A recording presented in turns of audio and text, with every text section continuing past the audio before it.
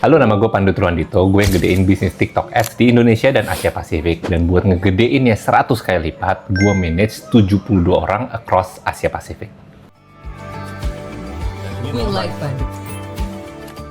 Di video kali ini, kita belajar caranya ngehandle konflik di tempat kerja. Nah, gue punya kasus. Ada teman gue yang cerita, kalau temennya dia berantem sama manajernya. Gimana cara ngadepinnya? Di kasus ini, salah satu rekan saya berkonflik lah dengan manajernya. Jadi manajernya expect something, dia nggak deliver, manajernya gegas ke dia jadi tersinggung. Karena dia saat itu tersinggung, dan itu bukan pertama kalinya dia digas dan tersinggung. Maka dia mengambil langkah untuk, oke, ini harus stop di sini. Gue akan ngobrol sama manajer gue ini untuk ngasih tahu concern gue seperti apa. Menurut lo di kasus ini, apakah itu langkah yang tepat? Kalau itu langkah yang tidak tepat, kenapa itu bukan langkah yang tidak tepat? Recap ya, ada ekspektasi dari seorang manajer di mana tim membernya dia tidak deliver dan manajernya bereaksi keras dan si tim member merasa terganggu dan mau ngomong sama manajernya si manajer. Sah aja sebenarnya untuk dia ngelakuin itu, dan di kasus ini kayaknya dia juga nggak benar-benar juga. Artinya ada yang dia emang miss, yang kita nggak tahu kan seberapa fatal missnya, udah berapa kali, dan si caranya si manajer inilah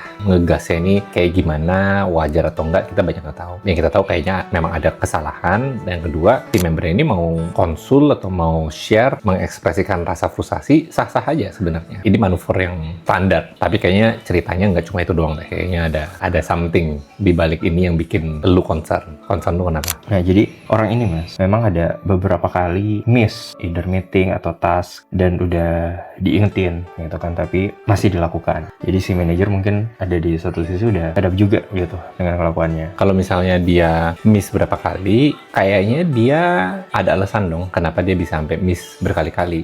Karena sebagai seorang profesional, mestinya kejadian miss itu nggak berulang terus. Lah kalau misalkan berulang, berarti ada something di sana. Nah, orangnya ini kayak gimana? Menurut lo, dia missnya gara-gara memang insiden yang nggak bisa di-prevent, atau ini sebenarnya ada something else yang bikin lebih dalam lagi? Maksudnya kalau misalkan miss gara-gara banjir, oke lah, gue ngerti. Tapi banjir terus-terusan dan sampai jadi masalah, itu kan probability-nya nggak setinggi itu.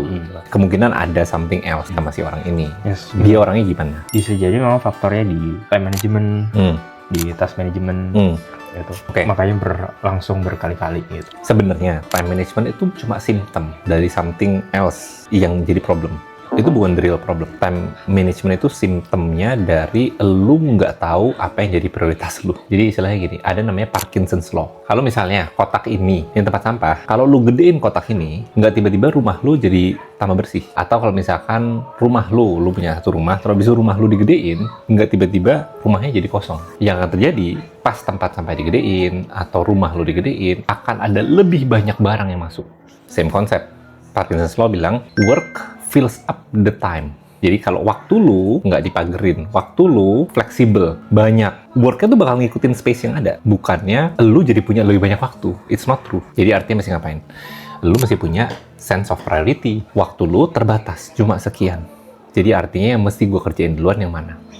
Itu dari sisi pandang productivity. Tapi itu sebenarnya symptom of something else lagi. Lu kalau misalkan nggak punya sense of priority-nya, ya either lu emang nggak siap kerja, atau lu nggak punya inner drive. Kalau lu punya inner drive, lu akan punya dengan sendirinya sense of urgency, sense of priority, sebenarnya mana sih yang penting. Ini tuh sepenting apa? Karena kalau lu punya urgency dan punya priority-nya, you will make the time. Bukannya nanti pas sempat gue lakuin. Ya, jadi prinsipnya lu bakalan, karena ini penting buat gue akan pastiin ini terjadi. Jadi artinya si temen lu ini, kalau misalkan itu tidak terjalankan, dia secara tidak langsung, dia bilang, bos, this is not important for me. Dan kalau misalkan dia nggak ada inner drive-nya, kayaknya itu topik yang beda tuh, bukan soal productivity lagi gitu. Jadi problem ini bukan soal problem productivity, tapi mungkin problem personality, problem karakter. Konflik sama manajer itu kan, kalau misalnya kayak konflik sama manajer ini, emang nggak boleh kalau kita merasa nggak puas juga dengan manajer kita sendiri. Jadi kan misalnya kayak dia kan salah satu mungkin ketidakpuasannya itu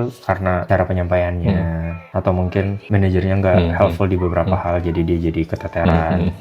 Sebenarnya sih Fair aja kalau dia Iya. jadi pushback gitu kayak. Betul. Ya, marah gitu. sebenarnya fair. Rasa tidak puas, terus habis itu dia pergi ke manajernya untuk share, itu fair banget. Cuma dari yang tadi kita bahas, kayaknya temen lu ini sebenarnya ada yang kurang benar juga karena simptom-simptom yang tadi itu ya. Jadi inner drive-nya itu yang kayaknya mungkin lacking, entah mungkin kondisi temporary atau dari awalnya sudah begini ya, nggak tahu. Tapi yang jelas kelihatannya inner drive-nya ini sebenarnya nggak ada yang salah sih, cuma kita juga mesti jujur juga ya sebagai talent sama diri kita sendiri dan teman lu sama dirinya dia sendiri. Sebenarnya dia balik soal ke inner drive tadi, dia ada di situ tuh ngapain sih sebenarnya? Dia tahu nggak? Karena kalau dia nggak punya sense of priority itu tadi, ya mungkin dia nggak punya tujuan yang jelas kenapa dia mesti ada di tempat itu. Dan semua orang yang paling common kan bilang, ya gue di sini karena gue digaji gitu kan. Masalahnya kita sebagai manusia, sadar ataupun tidak gitu, kita tuh tahu loh kalau kita bisa dapat duit tuh di mana-mana. Itu nggak cuma di satu tempat doang. Kalau misalkan tujuannya kita ada di tempat itu cuma buat dapat gajinya doang, ya itu bukan fondasi dari inner drive yang kuat. Karena lagi kita sebagai manusia udah tahu kita bisa dapat duit di mana-mana, nggak cuma di sini doang. Jadi ngapain sih gue bertahan di sini? Sebenarnya itu yang menurut gue lebih perlu diadres. Karena kalau ngomong ke manajernya doang bisa jadi solusi, cuma solusinya seringkali itu solusi HR. Solusi HR itu solusi profesionalisme, dan menurut gue itu fake. Jadi cuma sekedar ya kalau misalkan ada orang yang kurang puas segala macam, ini prosedurnya untuk menanggulangi, untuk merespon si ketidakpuasan ini, dan ini jalur yang mesti ditempuh, ini form yang harus diisi, kan gitu. Kenapa? Ya karena ya memang begitu tugasnya HR untuk maintain proses dari segi people. Ujungnya apa? Memproteksi perusahaan dan memproteksi si business owner. Tidak ada risk di lapangan, tapi itu dari sisi HR, dan yang dia lakuin itu adalah dari sisi HR. Masalahnya itu problem realnya apa bukan? Seringkali kita jadi talent, kita menyampaikan service-nya, kita di-address sama perusahaan service-nya, dan kita nggak akan puas. Gue jamin, nanti pas beres ngomong sama dia, itu problemnya nggak akan hilang. Karena yang di-address cuma simptomnya doang. Tapi sebenarnya yang di dalamnya ini nggak pernah beres. Inner drive-nya ini nggak pernah di-establish, karena fondasinya nggak kuat. Tapi kamu bisa di-establish di tengah-tengah. Kayak misalnya dia udah kerja nih di satu perusahaan ini, udah kerja dengan orang-orang ini semua. Mungkin awalnya inner drive-nya bisa jadi misalnya kurang tepat gitu. Misalnya kayak bukan inner drive yang paling ideal misalnya. Karena ini global company, karena ini bisa ngasih dia title dan lain-lain. Itu kan mungkin bisa jadi bukan tujuan yang ideal kan. Di momen-momen kayak gini itu bisa di-establish inner drive yang baru. Bisa, tapi butuh kejujuran dan butuh kedekatan. Rasa trust-nya mesti ada antara si talent ini sama si manajernya, atau talent ini sama perusahaannya. Kalau ini yang nggak ada, ya forget it. Nggak akan pernah bisa. Tapi kalau misalkan ada trust satu sama lain, si manajer ini mestinya tuh ngegali. Jadi contohnya dulu ya, pas gue bilang gue manage 72 orang. 72 orang itu gue selalu bilang ke anak-anak gue pengen kenal mereka sebagai orang. Gue nggak peduli title lu, gue nggak peduli scope kerja lu, gue nggak peduli. Itu belakangan maksud gue. Itu bukan nggak peduli selamanya ya, tetap aja kita mesti ada number yang harus deliver. Cuma yang fondasi yang paling kuat itu gue kenal lu sebagai orang. Lu tuh latar belakangnya apa? Lu tuh goal lu di sini apa? Lu pengen kemana? Lu punya aspirasi apa aja? Kenapa lu pilih company ini dan kenapa nggak lu pilih Google? Kenapa lu nggak pilih Meta? Seringkali jadi talent, terutama yang muda, jawabannya mereka ya karena keterimanya di sini. Tapi that's not good enough. Gue coba gali lebih dalam lagi. Dan gue juga biasanya terima orang, gue pengen yang ada sense drive-nya itu udah ada di dalam. Kalau mereka belum tahu, itu nggak apa-apa.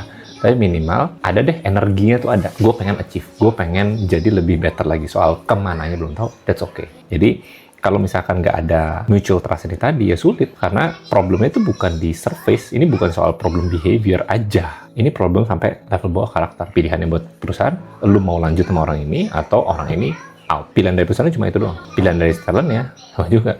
Gue masih tetap mau di sini dan ngikutin gaya main seperti ini, atau oke, gue mau fix gue sendiri, sama gue mau fix relationship gue sama si manajer ini atau sama perusahaan ini. Dari situ baru kita install inner drive yang baru. Itu yang dibutuhin lah buat install inner drive yang baru di talentnya. Karena itu kan udah lumayan masuk ke karakter tuh. Ini yang membentuk cara pandang lo, yang membentuk perspektif lo, sehingga priority-nya itu kan dibentuk dari cara pandang lo kan, apa yang penting dan nggak penting. Nah, jadi kita semua sebagai manusia mau memproteksi diri kita sendiri kan, dan nggak mau tuh sampai ngebuka diri kita kalau kita nggak percaya sama orang yang lagi ngomong sama kita. Jadi mestinya di-address-nya di level situ untuk nyiptain si inner drive-nya itu tadi.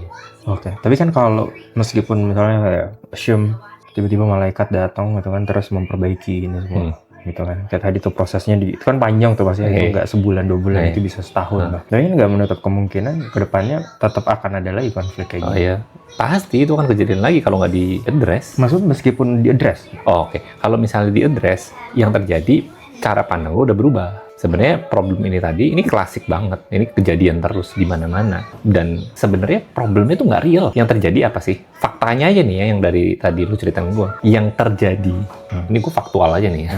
Ada satu orang yang berpangkat manajer ngomong sama satu orang lain yang jadi tim membernya dia dengan nada sekian dan intensitas sekian dan kontennya ABCD. That's it. Itu yang terjadi. Jadi siapa yang bikin masalah? Masing-masing. Itu balik lagi ke orang. Tapi faktanya kan itu doang. Tidak ada emosi, tidak ada apa. That's just the fact. Yang bikin jadi masalah kan bagaimana kita atau temen lu ini nerimanya. Dan sebaliknya juga, bagaimana si manajer ini merasa pas dia menyampaikan. Dan di sini kan yang kita nggak tahu si manajernya ini, gua nggak tahu ceritanya ya. Cuma kalau misalkan manajernya ini punya behavior, mungkin ini berkali-kali kesannya jadi menekan tim membernya segala macam, ya mungkin ada juga partnya dia yang nggak benar. Mungkin dia masuk sebagai manajer ya karena I'm the guy. Untuk dia pengen merasa superior. Jadi manajer dilihat sebagai alat, bukan untuk bantu teman-temannya untuk maju ke depan dan bisa ngegedein perusahaan. Tapi nope.